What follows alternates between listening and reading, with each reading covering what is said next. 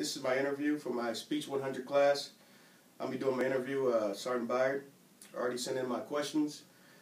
So we're going to talk a little bit about Sergeant Byard, First Sergeant for 11th LRS Squadron. Ask a few questions, and we'll get right into it here. Sergeant Byard, introduce yourself a little bit. I know you're the first sergeant for my squadron. Yes, sir. You're in charge of about 289 people. You're the liaison between the officers and the enlisted corps. Just tell a little bit about what you do. As a first sergeant, you said it earlier, I'm the liaison between the enlisted and the commander. It's my job and duty to bring up any issues that they feel to him to get rectified. Example would be morale, anything of that nature. Okay. Being a first sergeant for the 11th LRS Squadron, I know you don't have much personal time. How do you balance your personal time with your home and work? That's a very easy question to answer, sir. You gotta learn to separate the two. Work is work, home is home. If you want to have a happy work environment, you don't bring home to work. And if you want to have a happy life, with your wife, kids, and whatnot, you definitely don't take work home with them. All right. One of the questions I do want to ask is, being in charge of so many people, I can barely, keep control of myself and maybe a couple of my sisters. How do you keep tabs on 289 people on a daily basis? It's not a matter of keeping tabs on all 289 at the same time on a daily basis. The military is a structure, strict structure. Right. We have a chain of command. Before any of these troops come to me, we utilize the chain of command in everything. So if they have an issue, it's highly encouraged that they go to their first line supervisor. No, can't rectify the situation there. Go to the next line. When the chain comes to me, then I'll rectify it. However, some folks may have personal issues that they don't feel comfortable talking to any of their supervisors. They'll still let that supervisor know, and then they'll come to me. For the most part, our squadron is pretty calm, if you will.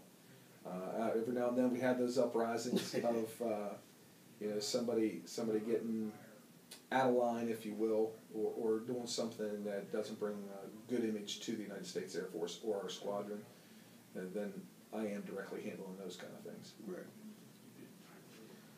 All right. We already talked about you being the link between the enlisted forces and the officer corps. What qualities do you use that you have inside yourself to keep the gap between the two, to help the officers understand where the enlisted members are coming from and vice versa? First and foremost, respect. When I say that, I need for the officers to respect the enlisted. Without the enlisted, Air Force folds. We are the backbone. But moreover than not, it comes down to experience.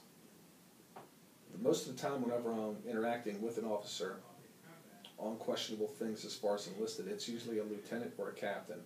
We're talking about individuals that have been in the military a few months up to 4 years. They have to entrust in their enlisted to help them make good decisions. I believe that's where the bond begins, because it isn't a matter of I outrank you, you listen to me and make this choice. It has to be team. Being a team is you entrust in what I'm saying, and I'll entrust in the decision that you make based off of my input. Good job. Appreciate the answer there. All right. For anyone who wants to be a first sergeant, what advice would you pass on to them? Don't do it. Just kidding. Just kidding. If you enjoy working with people and working on different issues, whether it be a financial, marital, education, PCS, and worst of all, disciplinary actions. That may be the step for you. The two things that I would probably highly encourage somebody to do is, one, take a first sergeant seminar. We have them multiple times throughout the year. It's usually a 1 to 2 week course, and gives you a little taste of what to expect if you want to go down that career path. Number two, I highly encourage the shadow program. Any senior NCO, tech sergeant aspiring to be first sergeant could easily sit down with the first sergeant, shadow him for a day or two, or on a simple thing as, hey, my airman's not getting paid properly, what do I do? Shadow program. All right, my final question for you, Sergeant Brown, I appreciate your time, No problem. is I've talked about before with people how the first sergeant is, everybody takes it for granted. They just expect you to be there all the time, and nobody really asked, does the first sergeant have any problems at all? And, I think that a first sergeant is, one of my heroes personally. I know we talked about balancing the home life and balancing, but how do you keep yourself motivated every day to do this job and not really get down on yourself? Good question. The small things, and when I say the small things, I might have to do the punishment. Right. The Article 15's advising the commander, and I have days or weeks where I'll have had a member who's been in trouble, and that member eats up 90% of my time, and I get down on myself a little bit because that only gives me 10% to take care of the 284 people that are still here in the squadron. Right.